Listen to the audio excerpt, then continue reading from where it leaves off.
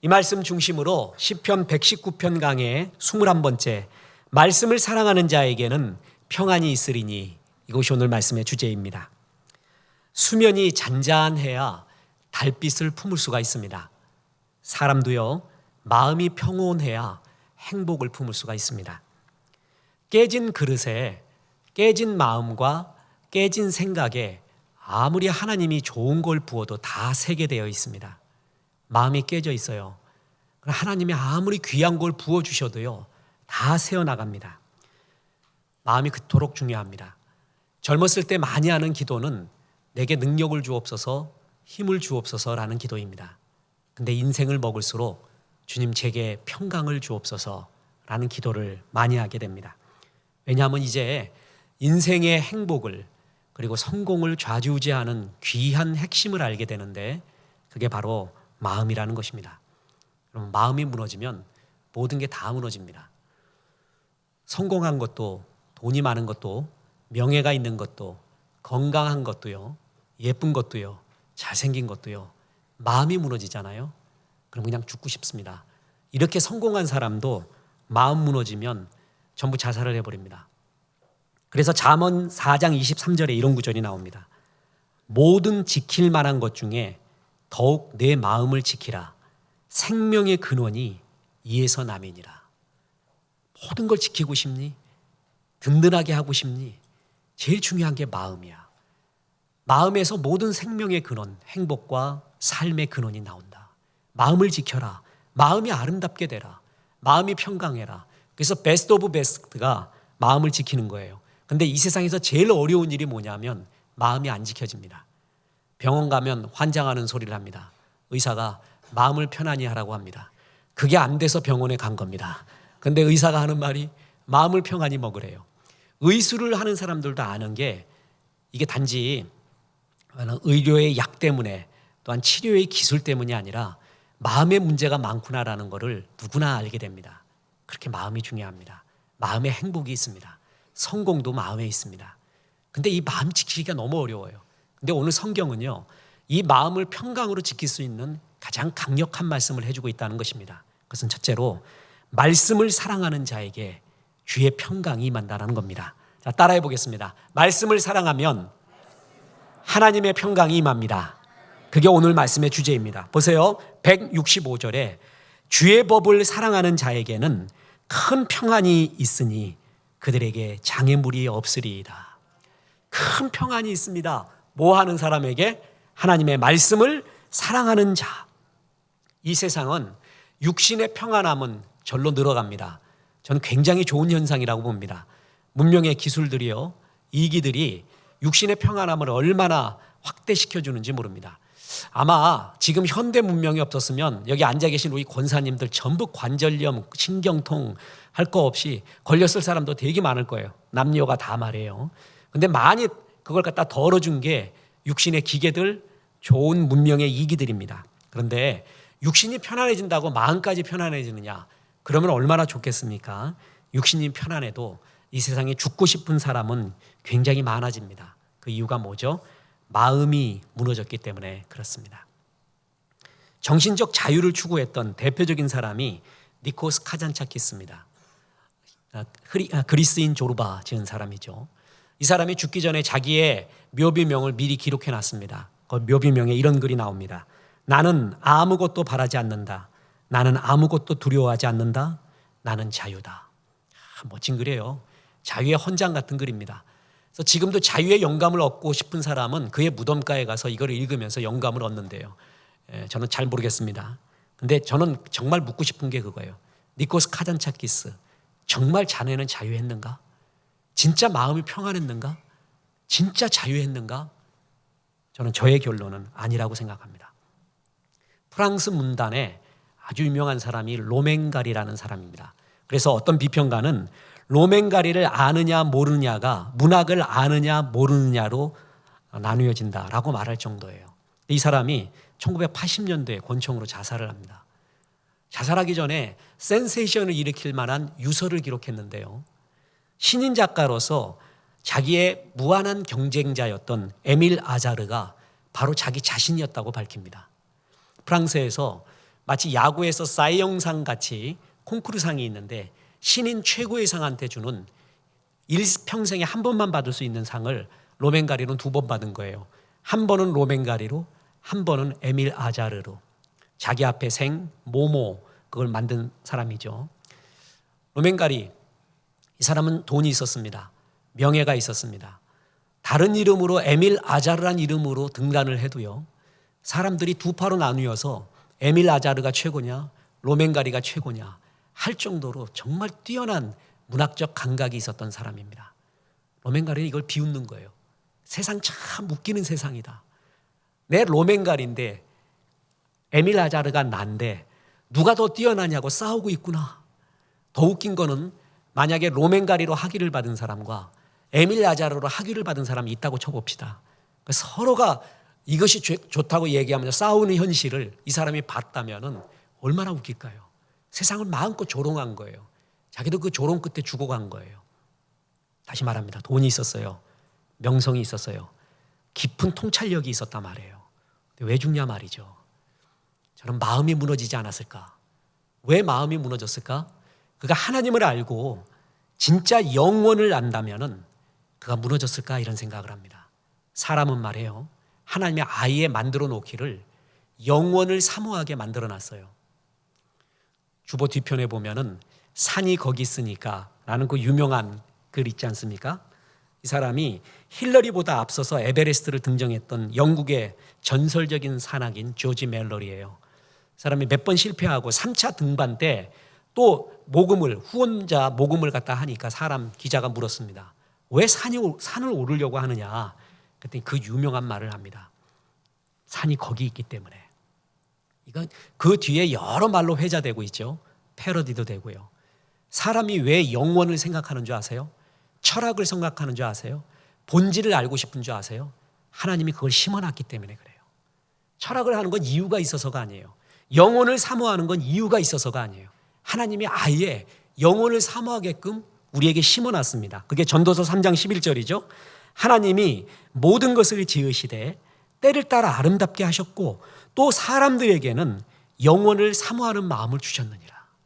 그래서 항상 지금 성공을 했어요. 편안해요. 그래도 마음속에는 항상 영혼을 사모해요. 이게 아닌데 여기가 끝이 아닌데 더 큰 무한한 것이 있을 텐데 그 마음이 누구에게나 있는 게 정상이에요. 영혼이 만족돼야 비로소 평안이 옵니다. 사람이 하나님을 믿지 않거든요.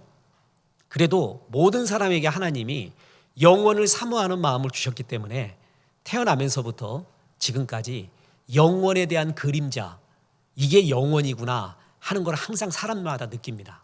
자, 보세요. 유치원에 가면은요, 유치원보다 더 어린 애들한테 가면은 한 애가 오면 같이 다 따라옵니다. 왜 우는지 모르겠어요. 그러니까 걔가 우니까 나도 우는 거예요. 걔는 나예요. 그래서 슬프면 같이 우는 거예요. 집에 형제도 형이 울면 동생도 울잖아요. 같이 막 울어요. 그런데 그 중에 한 애가 안 울어요. 10명이 다 우는데 한 애가 안 울고 쳐다보고 있어요. 그 애를 가리켜 자의식이 생겨난 애라고 합니다. 이제 걔는 내가 아니에요. 다른 애는 똑같이 우는 애는 걔는 나예요. 그래서 우는데 이제 나는 나고 너는 너예요. 셀프 컨시어스니스. 자의식이 생기면서부터 같이 울지 않습니다. 그리고 쳐다봐요. 왜 이야기를 하느냐? 사람은 자의식이 생기면서부터요, 영혼에 대한 그리움과 생각을 항상 하게끔 되어 있습니다. 내가 누군가? 이게 다인가? 그게 굉장히 일찍 오는 사람이 있어요. 이어룡 교수님 같은 분은 6살에 왔대요. 내가 7살에 왔던가 8살에 왔던가 나도 만만치 않죠? 여러분도 그래요. 근데 그게 고독이냐 영혼이냐 이런 말을 몰랐을 뿐이지 그 자의식이 생기면서부터요, 영혼에 대한 생각을 하기 시작을 합니다. 하나님이 영혼을 그림자를 연습을 주셨는데요, 그게 잠이에요. 잠은 참 신비합니다. 우리가 매일 자잖아요. 잠은 죽음의 연습이에요. 내가 의식이 있다가 이렇게 없어질 수가 있구나. 참 신비한 것을 우리는 매일 느끼고 있습니다. 뿐만 아니라요, 우리가 좋은 예술감을 느끼잖아요. 시적인 감흥을 느끼잖아요. 그것도 영혼에 접하는 겁니다. 로버트 프로스트에 따르면은 시를 가르친다는 것은 은유를 가르친다고 얘기했어요. 저는 시 중에 은유가 있는 게 참 좋습니다. 그리고 은유는 영원에 잇대은 거라고 얘기했어요. 시는 은유래요. 은유를 가르치는 거래요. 은유는 인간의 영혼의 이야기래요. 시의 은유를 내가 스스로 풀고 생각을 할 때 영혼에 닿는다는 거예요. 그게 바로 영혼의 연습이에요. 어떤 글은 아무런 은유가 없어요. 그럴 수도 있는 거예요. 그죠? 근데 은유가 있을 때 생각을 하잖아요. 예를 들어 보세요. 사람 사이에 섬이 있다. 그 섬에 가고 싶다. 뭐라고 해석할 수 없어요. 근데 느껴오잖아요. 그리고 나도 해석할 수 있고 이 사람도 해석할 수가 있잖아요. 폴 발레리가 그런 말 했습니다. 바람이 분다. 살아야겠다. 얼마나 해석이 무궁무진합니까? 바람이 뭐야? 왜 살라고 그래? 바람이 불면 왜 살라고 그래? 근데 바람이 부니까 살려고 하는구나. 미당 서정주가 그런 말 했습니다. 무슨 꽃으로 문지른 가슴이기에 이토록 시리단 말인가? 환장할 것 같아 이런 글자리. 아니 뭔 꽃으로 내 가슴을 문지른 거야. 나는 왜 이렇게 시리냐. 얼마나 멋져요. 이럴 때 사람이 그래요. 그러는 게 그게 철학의 시작이거든요. 철학의 시작함은 경이로움부터예요. 경의를 느꼈을 때고 그 경이로움에 대해서 질문을 시작해요. 그럼 그게 철학함, doing philosophy라고 말해요. 누구나 다 이런 마음을 줬다는 거예요. 철학의 마음을. 그래서 그때 좋은 시를 만났을 때, 좋은 글을 만났을 때요. 그리고 자의식이 생기고 자면서부터 뭘 생각하냐면 영혼을 생각해요. 뿐만 아니라 좋은 풍경을 보잖아요. 그 무위라고 했어요. 없을 무, 될 위. 유위. 우리는 다 유위하려고 하거든요. 뭐가 되려고 해요. 성취하려고 해요. 그런데 그걸 넘어선 무위의 사람이 있대요. 제일 겁나는 사람이야. 그냥 탱자. 뭐 되려고도 안 해. 그냥 그대로를 봐요. 그리고 무위자연이라 그러잖아요. 자연 속에서 영혼을 바라보는 거예요. 키에르케고르가 이런 말을 했습니다.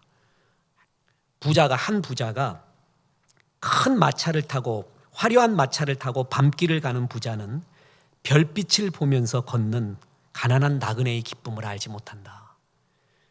아무리 수려한 황금 마차를 타고 밤길을 달려가요. 그 속에서 와인 파티를 하면서요. 근데 가난한 시골 농부가 그 밤빛 빛나는 영혼의 불빛들, 그 별들, 온 별들의 장날이에요. 하늘이 다 모여서 그 별빛을 바라보며 걷는 그게 그의 기쁨을 알겠는가? 자연 속에 무의가 있고 거기서 영혼을 느낀다는 거예요. 우리나라에서는 50을 지천명, 하늘의 명을 알때가라고 이야기했는데요. 인도에서는 50살의 나이를 바나프라스타라고 부릅니다. 산을 바라보기 시작할 나이. 제가 선교사님한테 배웠습니다. 인도에서는 50부터 산을 바라봐야 된대. 영혼을 바라봐야 된대. 이제 더 이상 땅 보지 말고 영혼 바라보며 살아라. 그만큼 이 자연 속에서는요, 하나님이 영혼을 심어놓은 게 사실이에요. 소동파가 이런 시를 썼습니다. 노을, 산들바람이 모두가 본디 주인이 없는 것이니 자, 그대 상쾌한 밤을 아낌없이 나누어 봄새. 저건 아무 주인이 없대요. 우리가 다 주인이니까 이 밤을 태워보세나 이러고 말하고 있어요. 좋단 말이에요. 여러분 이런 거에서 무의를 느끼고 우리는 영혼을 느껴요. 잠잘 때 영혼을 느껴요. 시와 예술을 느낄 때 영혼을 느껴요. 커피를 마실 때도 영혼을 느끼고요. 허무와 고독을 느낄 때도 영혼을 느껴요. 아름다운 풍광을 볼 때도 영혼을 느껴요. 지금 사는 거하고 다르구나. 뭔가 다른 세계가 여기에 있구나. 라는 영혼을 느끼게끔 주님이 만들어놨습니다. 그런데 생각해 보세요. 지는 노을이 아름답게 느껴지는 이유는 돌아갈 집이 있기 때문에 그래요. 집이 없어 이것이. 해 지는 거 되게 싫어. 나 오늘은 어디서 잘까? 오늘 또 해가 지네. 해 뜰 때는 괜찮은데 해질 때 잘 곳이 없어요. 그때 지는 노을이 아름답지 않습니다. 사람이 겨울을 맞았어요. 그리고 이제 갈 때가 되었어요. 돌아갈 곳이 있어요. 주님이 나를 마주해 준대요. 주님이 나보고 수고했대요. 착하고 충성된 종이라고 말해요. 그걸 바라보며 죽을 수가 있는 거예요. 기쁘게 죽을 수가 있는 거예요. 근데 돌아갈 집이 없어요. 내가 제대로 산 것 같지가 않아요. 나는 의미 없이 산 것 같아요. 그때 지는 노을은 아름답지 않습니다. 사람은 영혼과 만나고 있어야 아름다운 거예요. 영혼이 확보되어야 마음이 평강이 진짜 있는 거예요. 어네스트 해밍웨이의 단편소설 킬로만자로의 눈. 저는 그거를 제일 좋아합니다. 거기 서문에 이런 구절이 나오죠. 킬리만자로, 해발 5,895m의 눈 덮인 산, 아프리카 대륙에서 가장 높은 산이라 한다. 그 서쪽 봉우리 근처에는 말라 얼어붙은 표범의 시체 하나가 나둥그러져 있다. 그 표범이 그 높은 곳에서 무엇을 찾고 있었는지는 아무도 말해주지 않았다. 그래서 국민가수 조용필 씨가 이거 갖고 킬리만자로의 눈이라는 노래까지 불렀는데, 이 표범이 정상에 올랐습니다. 가족도 무리도 다 뒤로 한 채 외롭게 정상에서 올라갔어요. 거기서 뭘 봤을까요? 발밑에 풍겨진 환상적인 풍경, 잠시 동안에 힘든 시간을 견뎌내고 내가 정상에 올랐다는 그 뿌듯함. 그 다음에 표범을 기다린 게 빈 공간이에요. 아무것도 없는 정상에 혼자 있어요. 더 올라갈 수도 없고요. 내려갈 힘도 없습니다. 서서히 얼어 죽습니다. 그가 뭘 받는가? 저는 이런 상상을 해봤어요. 그 표범은 킬리만자로의 꼭대기가 아니라 더 높이 올라가고 싶었구나. 그러나 눈에 보이는 제일 높은 곳에 올라갔어요. 근데 거기까지예요. 더 올라갈 수가 없습니다. 저는 하나님을 떠난 모든 문학이요, 모든 예술이요, 모든 학문이 거기까지라고 봅니다. 킬리만자로 꼭대기까지만이에요. 별까지 올라갈 수는 없어요. 이 표범은 별까지 올라가고 싶었나 봐요. 아니, 별 너머에 영혼의 세계까지 올라가고 싶어서 제일 높은 곳인 그곳에 올라갔는지도 모릅니다. 근데 사람의 끝은 거기에요. 그까지예요. 그래서 영혼을 잡을 수가 없어요. 이 영혼을 잡을 수 있는 것이 무엇이냐? 하나님의 말씀이라는 것이죠. 하나님의 말씀이 영혼을 품고 있어요. 보세요. 나는 어디며 어디서 왔으며 어디로 가느냐고요? 이게 영혼의 이야기거든요. 나는 누구냐고요? 이게 영혼의 이야기예요. 나는 왜 이 땅에 보내졌냐고요? 그게 영혼의 이야기예요. 그게 영혼의 이야기거든요. 그 이야기가 성경 첫 구절에 나와요. 창세기 1장 1절에 태초에 하나님이 천지를 창조하시니라. 나뿐만이 아니라 온 만물의 근원이 여기, 시작이 여기 있다는 거예요. 뿐만 아니라 요한계시록에 보면 만물의 마지막의 이야기가 거기에 나와요. 믿건 안 믿건 상관없어요. 어쩔 수 없어요. 마지막에 주님이 재림합니다. 그리고 이 세상 다 끝나는 날이 오고야 말아요. 나를 왜 태어나게 했냐고요? 간단합니다. 예수의 형상을 본받게 하기 위해서예요. 전도선교 구제하기 위해서예요. 주님이 태어나게 한 이유, 나의 시작과 마지막, 모든 것들을 성경은 정확한 영혼의 이야기를 나에게 해주고 있습니다. 이 세상 어떤 문학작품도 이거를 담대하게 확실하게 말해줄 수 있는 거 아무것도 없습니다. 자격도 없습니다. 그러나 성경은 이것을 말해주고 있습니다. 그래서 성경을 읽으면 읽을수록요, 영혼에 접해지는 거예요. 영혼에 접해질수록, 그래서 생명의 영혼에 접해질수록 살아나요. 마음의 여유가 생겨요. 평강이 생겨요. 성경이 영혼만 주는 게 아니에요. 현실 속에서도 이렇게 살라, 이것이 멋진 일이다 라는 걸 얼마나 구체적으로 말해주는지 모릅니다. 이 세상에서 제일 힘든 일은 힘든 일이 아니라, 고된 일이 아니라 의미 없는 일, 헛된 일입니다. 내가 하고 있는 게 헛된 일이다, 의미 없는 일이라고 할 때 그게 제일 힘든 일이에요. 아무리 힘들어도요, 이 일이 의미 있는 일이야, 생명의 일이야, 비전의 일이야 그러면 힘들지 않습니다. 성경은 나에게 달려갈 길을 줍니다. 그래서 빌립보서 3장 14절에 보면 표대를 향하여 그리스도 예수 안에서 하나님이 위에서 부르신 부름의 상을 위하여 달려가노라. 바울은 표대를 봤어요. 목적이에요. 비전이라고 해요. 예수 믿는 사람에게 하나님이 공통적으로 주시는 게 비전이에요. 표대예요. 그래서 바울이 죽기 전에 이런 말 합니다. 나를 위하여 의의 면류관이 기다리고 있는데 세상 면류관은 한 사람만 받는 건데 하나님의 면류관은 나뿐만이 아니라 주님의 표대를 향해 달려갔던 모든 사람이 동일하게 받는 그런 면류관이라고 말합니다. 하나님 나라, 주의 나라에 들어서면 하나님이 나에게 엘피다 줬어. 산 소망, 주님의 표대와 비전을 다 줘요. 깊이 접촉하고 있으면 그게 느껴져요. 여러분, 그랬을 때 그걸 쫓아갈 때 현실이 아름답고 현실이 힘이 나게 됩니다. 영혼과 현실을 다 만지고 있습니다. 그래서 우리가 성경 공부하는 게 목적이 이끄는 삶 아니에요? The purpose. 목적이 이끄는 삶이 되어야지 목표가 이끄는 삶이 되어서는 안 됩니다. 목표는 돈 많이 버는 거예요. 성공하는 거예요. 좋은 대학 들어가는 거예요. 뭘 많이 가지는 거예요. 이걸 목표라고 합니다. 나쁜 거 아니에요. 근데 목표만 있는 사람이 있어요. 목적이 없어요. 너 왜 돈을 가지려고 하니? 너 왜 성공을 하려고 하니? 그런 명성을 왜 얻으려고 하니? 목표는 있는데 목적이 없어요. 주님의 축복은 목표가 아니라 목적을 축복한다는 거예요. 목적이 표대예요. 그게 비전이란 말이에요.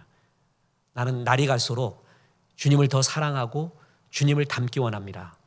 내가 갖고 있는 이 성공으로 전도, 선교, 구제하기 원합니다. 구체적인 이런 비전이 있어요. 그게 목적이에요. 그럴 때 하나님이 그 목적을 축복한다는 거예요. 그게 목적이 이끄는 삶입니다. 하나님이 표대를 주십니다. 우리에게 비전을 주십니다. 영혼을 주십니다. 그래서 영혼의 하나님의 말씀을 많이 접하고 있는 사람, 그 사람이 평강이 임해요. 이거구나 하고 말해요. 자, 결론이자 두 번째 교훈입니다. 평강을 얻으려면 말씀을 자주 접하라라는 것입니다. 자, 따라해 보겠습니다. 하나님의 평강을 얻으려면 말씀을 자주 접하십시오. 자, 보세요. 오늘 164절.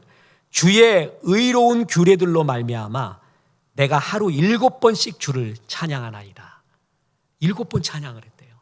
그래서 하나님 7번 하겠습니다. 그러지 말고 막 무한대로 해. 무한대로. 사람 말이에요. 말이요. 언어는 존재의 집이라고 했어요. 내가 말하는 걸로 집을 짓거든요. 사랑해, 고마워, 잘 될 거야 그러면 그게 집을 지어줘요. 그래서 나는 그 속에 살게 돼요. 근데 나는 안 될 거야, 힘들어, 거지 같은 세상, 자꾸 그 말 하잖아요. 그럼 그게 집을 지어요. 나는 그 속에서 살게 돼요. 왜 그런 말을 하는 줄 아세요? 들어가는 게 거지 같아서 그래요. 여러분, 듣는 것이 악한 걸 듣잖아요. 나쁜 걸 계속 듣잖아요. 그럼 거기서 내 속에서도 말도 그것이 만들어져 나와요. 어느 날 어떤 리포터가 김밥을 제일 잘한다는 할머니 집에 갔어요. 그래서 할머니, 김밥 맛의 비결이 무엇입니까? 라고 물었더니 너무 허무해요. 좋은 재료를 쓰면 됩니다. 좋은 재료 쓰면 좋은 김밥이 나온대요. 어떻게 하면 좋은 말을 할까요? 어떻게 하면 좋은 집을 지을까요? 어떻게 하면 좋은 인생을 살까요? 좋은 걸 들으세요. 좋은 걸 많이 들으세요. 날 사랑한다는 말, 널 향해 하나님의 비전이 있다는 말, 염려하지 말라는 말, 괜찮다는 말, 널 사랑한다는 말을 자꾸 들으세요. 그러면 그것이 내 속에서 말을 만들어내서 말을 만들어냅니다. 나오게 합니다. 그 말은 나의 존재의 집이 돼서 나는 그 속에 살게 됩니다. 좋은 걸 많이 들어야 돼요. 여러분, 유대인이 가장 강력한 힘의 비결, 그 힘의 비결을 갖고 많은 학자들이 연구를 합니다. 여러 학문의 각도에서 연구를 해요. 결론이 뭔지 아세요? 유대인은 간단해요. 영원한 하나님의 말씀, 이거를 자주 듣는다는 거예요. 어릴 때부터 죽을 때까지 끝없이 좋은 것과 접촉하는 거, 그 좋은 거를 찾아다니는 해바라기라는 거예요. 하나님 토라를 들어라, 좋은 랍비를 만나라, 좋은 친구를 만나라, 좋은 거 해라, 좋은 거 해라. 끝없이 좋은 거를 계속 접촉하는 거예요. 특히 내가 아직 첫눈일 때, 첫 발자국이 찍히지 않을 때 좋은 것들을 많이 보게 하는 거, 접촉하게 하는 게 유대인의 모든 것의 비결입니다. 그 다음부터 역사가 일어나는 거예요. 보세요. 유대인이요, 세계 인구의 0.25%입니다. 전체 인구가 1,400만이에요. 비교 불가해요. IQ도 전체 민족의 중간보다 약간 밑이에요. 세계를 지배하잖아요. 400년 동안 이집트의 노예 생활을 합니다. 5,000년 동안 디아스포라로 그냥 떠돌고 있습니다. 세계에. 뿐만 아니라 히틀러 시대에 600만 명이 죽게 됩니다. 지금 어떻습니까? MS, 마이크로소프트사의 빌 게이츠 전 회장, 스타벅스의 하워드 술주 회장, 구글의 세르게이 브린 회장, 세계 반도체 업계의 제왕이었던 인텔의 앤드 그로브 전 회장, 전 세계 DB를 시장을 주물렀던 오라클의 레리 앨리슨 회장 등 포춘 선정 100대 기업의 CEO를 30%를 차지하고 있습니다. 노벨 수상자의 30%와 미국 10대 부자의 20%를 점유하고 있고요. AP, UPI, AFP, 로이터, NBC 등 주요 방송사는 물론 세상으로 움직이는 3대 신문인 뉴욕타임즈, 워싱턴 포스트, 월스트리트 저널을 장악하고 있습니다. 스티븐 스필버그 영화 감독을 비롯해서 파라마운트, 20세기 폭스사, 헐리우드의 6대 메이저를 장악하고 있습니다. 다시 말합니다. 전 세계 인구의 0.25밖에 안 됩니다. 세계를 휘어잡고 있습니다. 심지어는 무신론자들이 유대인을 보면서 하나님 살아계시대, 저 하나님이 없으면 저 민족이 저렇게 될 수가 없대요 라고 말할 정도의 막강한 힘을 갖고 있어요. 이들의 교육의 근간 중에 근간, 좋은 거, 영원한 거를 끝없이 자주 접촉하는 거예요. 내가 하루 주님을 7번 찬양하나이다. 끝없이 하나님 말씀을 접촉하고 좋아하고 되뇌이고. 현대는 접속의 시대입니다. 나는 생각한다, 고로 존재한다. 요즘 뭐라 그러는지 아세요? 나는 접속한다, 고로 존재한다. 제레미 립킨, 소유의 종말, 그 책의 원래 제목이 접속의 시대입니다. 그래서 21세기의 강자는 얼마나 많은 걸 소유했느냐가 아니라 얼마나 좋은 것에 많이 접속할 수 있느냐, 접속을 갖고 있느냐, 그거의 힘이라고 말합니다. 사람들이 착각하는 게 스마트폰이 보급되면서요, 트위터나 페이스북, 카카오톡 수없이 접속하고 있다고 믿어요. 접속 맞습니다. 거기서 얻는 유익이 크다고 봅니다. 그러나 영혼의 접속은 아닙니다. 그 접속이 나의 죄사함을 주고요, 진짜 외로움, 고독을 없애주고요, 생명을 주고요, 영혼을 주지는 않습니다. 접속 많이 하고 있는 것 같지만 영혼의 접속이 끊겨져 가고 있는 우리의 삶, 생명의 접속이 없어져 가고 있는 삶, 그래서 더 고독한 겁니다. 언제 책을 하나 소개받아서 읽었는데, 근대 법의학의 아버지라 불리우는 프랑스의 에드몽 로카르라는 사람이 있습니다. 법의학에 대한 글을 써야 될 일이 있어서 그 책을 소개받아서 읽었습니다. 뭔 말인지 정말 모르고 또구만요. 전문 분야가 아니니까 한 문장을 잡았습니다. 그 사람이 이런 말했습니다. 모든 접촉은 흔적을 남긴다. 멋진 말이었어요. 어떤 것든 사람은 접촉할 수밖에 없거든요. 근데 접촉한 건 흔적을 남긴대요. 좋은 걸 접촉하면 좋은 흔적이 남고요, 나쁜 거를 접촉하면 나쁜 흔적이 남는다는 얘기예요. 그래서 유대인은 강력하게 좋은 거를 자꾸 접촉하려고 하는 거예요. 삶의 문제는 접속의 문제예요. 전자제품 뭐가 작동이 안 될 때 AS 센터에서 제일 먼저 하는 거 있어요. 소켓도 꽂았습니까? 그 말이 맞아요. 나 어느 날 개그 프로를 봤는데 의사가 어떤 사람의 청진기를 댔어요. 근데 큰일 났대요. 이 사람 몇 박이 안 뛴대요. 맥박이 안 뛴대요. 보니까 자기가 귀에다 안 꽂았어요. 그걸 갖다가. 여러분, 접속을 안 하잖아요. 모든 것이 작동이 안 해요. 크리스찬 리더와 세상 리더와의 결정적인 차이가 있어요. 크리스찬 리더는 하늘과 접촉해 있느냐예요. 하늘과 깊이 접속해서 하늘의 힘을 받느냐, 그게 크리스찬 리더와 일반 리더와의 결정적인 차이예요. 공통분모 많습니다. 결정타는 하늘과 접속했느냐의 문제예요. 하나님은 결코 외면하지 않는 것이 있어요. 이 두 가지가 합쳐질 때 결코 외면하지 않는 거, 믿음이 있어요. 간절함이 있어요. 믿음과 간절함이 만날 때 하나님의 역사는 반드시 이루어집니다. 뽕나무 위로 올라간 삭개오를 보세요. 주님에 대한 믿음이 있어요. 간절함이 있어요. 38년 된 혈류병 여인이 주님의 옷자락을 만져요. 믿음이 있어요. 간절함이 있었습니다. 뿐만 아니라 소경 바디메오, 주님이 지나간다는 소식을 들었어요. 그때부터 소리를 질러요. 사람들이 말려요. 더 크게 질러요. 간절함이에요. 믿음과 간절함이 만나요. 안드레가 베드로를 주님 앞에 데리고 옵니다. 간절함으로 주님을 만나요. 주님과 접속해요. 믿음과 간절함으로 주님을 접속하려는 거룩한 접속이 있잖아요. 주님 그런 사람 결코 외면하지 않습니다. 사실 나의 문제는 간절함이 없어요. 접속이 없어요. 내 생각과 계속 접속되어 있어요. 나의 무기력의 원인은 하나님과 접속하지 않고 계속 끝없는 나의 생각, 나의 문제, 나의 아픔, 그거와 접속하고 있어요. 계속 그것만 묵상해요. 내 문제와 주야로 묵상하는 자로다. 그러니까 계속 문제의 집에서 사는 거예요. 보세요. 빌립보서 4장 13절에 보면 내게 능력 주시는 자 안에서 내가 모든 것을 할 수 있느니라. 오고 가는 많은 성도들에게 얼마나 많은 힘을 줬던 겁니까? 근데 이것의 능력은요, 내게 능력 주는 자 안에서 내가 모든 걸 할 수 있다고요? 어떤 사람이요? 접속해 있는 사람의 얘기예요. 하나님 안에 있는 자, 내게 능력 주시는 자, 안에 있는 자, 항상 그와 접속하고 있는 자의 이야기란 말이에요. 이런 자에게 모든 걸 할 수 있는 하나님의 마음과 능력을 준다는 거예요. 롯이 나쁜 사람이 아니에요. 아브라함과 헤어진 롯이요. 롯이 택한 게 소돔과 고모라입니다. 소돔과 고모라라는 그 타락한 문화 속에 계속 있다 보니까 롯과 그의 가족들이 똑같아지는 거예요. 그리고 이게 나쁜지도 모르는 거예요.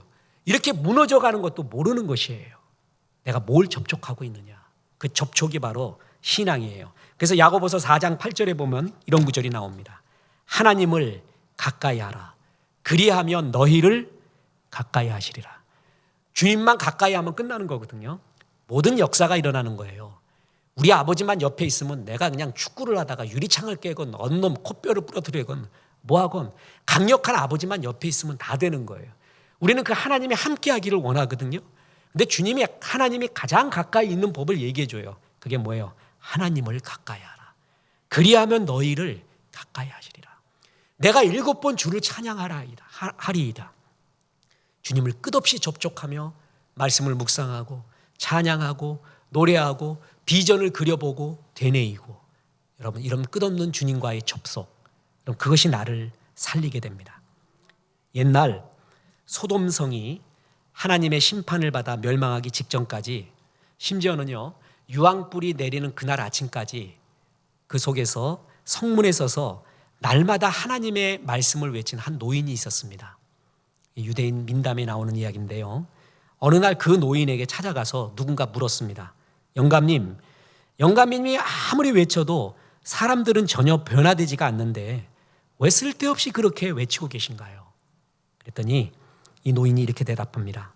나는 그들이 나를 변절시키지 못하도록 계속 외치고 있는 것입니다. 우리는 어쩔 수 없이 타락한 문화, 문명, 죄성 속에 살아갑니다. 벗어날 수 없어요. 우리는 구름 위에 사는 게 아니거든요.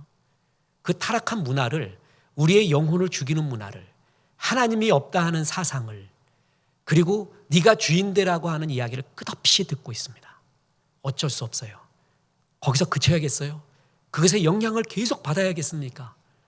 이 소돔의 노인처럼 그래도 이 세상 속에서 외치고 있는 거예요. 하나님의 말씀을 외치는 거예요. 대제사장이 즉위식을 할 때 그의 오른 귓부리에 피를 뿌리고 오른손 왼발 모든 거에 피를 뿌리면서 내가 접촉했던 모든 것들에 하나님의 거룩으로 다시 한번 화하기 원합니다 하는 마음이 있듯이 우리는 이런 문명을 접해요. 어쩔 수 없어요. 같이 오염될 수밖에 없어요.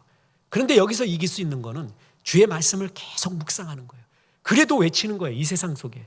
그래도 찬양하고 하나님과 접속하고 있는 거예요. 그럴 때 하나님의 말씀은 영혼에 닿아 있다 그랬죠. 생명에 닿아 있어요. 그렇기 때문에 평강을 줘요. 세상에 줄 수 없는 평강을 줘요. 하늘의 평강을 주기 시작해요. 마음이 평온할 때 결정하는 것, 마음이 평강이 있고요, 넉넉하고 너그러울 때 결정하는 것이 진짜 됩니다. 조급할 때 결정해 보세요. 아무 결정이 안 나와요. 모든 현실을 이기는 힘도 마음의 평강이 있어요. 그 평강은 주의 말씀을 자주 접할 때 있습니다. 오늘 말씀 165절 다시 보세요. 주의 법을 사랑하는 자에게는 큰 평안이 있으니 그들에게 장애물이 없으리로다. 그렇습니다. 주의 법, 하나님 말씀 사랑하면 하나님이 주시는 게 뭐라고요? 평강이에요. 그래서 끝으로 말씀드립니다. 젊은이, 여기 예배드리고 있는 젊은이 많은데 젊은 날부터 몸에 완전히 배어야 될 습관이 있어요. 영성이 있어요. 기쁨의 영성이에요. 영성 중에 최고의 영성은 기쁨의 영성이에요. 예수 때문에 기뻐하고 감사하고 넘쳐나는 거. 제가 대학 1학년 때 캠퍼스 사역을 할 때요, 복학해서요, 1학년 애를 봤어요. 후배. 내 힘들대요. 얘가 복학하고 4학년 마칠 때까지 힘들대. 그랬더니 또 어떤 애가 있었어요. 요즘은 되게 어렵대요. 그런가? 요즘은 어렵구나. 4학년 때도 요즘은 어렵대요. 얘가 장가가고 만났는데 요즘은 어렵대요. 완전 습관이에요. 근데 1학년 때 기쁜 애가 있었어요. 하나님께 감사합니다. 하나님이 이 모든 걸 주셨습니다. 걔는 지금도 그러고 있어요. 여러분, 영성도 습관인 거 아세요? 영성 중에 최고의 영성은 기쁨의 영성이에요. 예수 안에서 기뻐할 줄 알아야 돼요. 넉넉할 줄 알고요, 하나님 안에서 풍요로운 감사의 얼굴이 나타나야 돼요. 여러분, 이건 하나님 말씀을 가까이 할수록 주는 주님의 은혜예요. 기쁨의 영성이에요. 넉넉함의 영성. 그래서 이삭의 이름이 웃음이었어요. 웃음. 그 사람 보고 웃어요. 넉넉함이 얻어져요.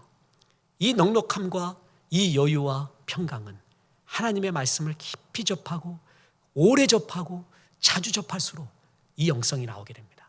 젊을 때부터 이 기쁨의 영성 충만해서 많은 영혼을 주 앞으로 인도하시기를 주 예수의 이름으로 축원합니다. 우리 말씀 생각하면서 평안을 너에게 주노라 찬양합니다.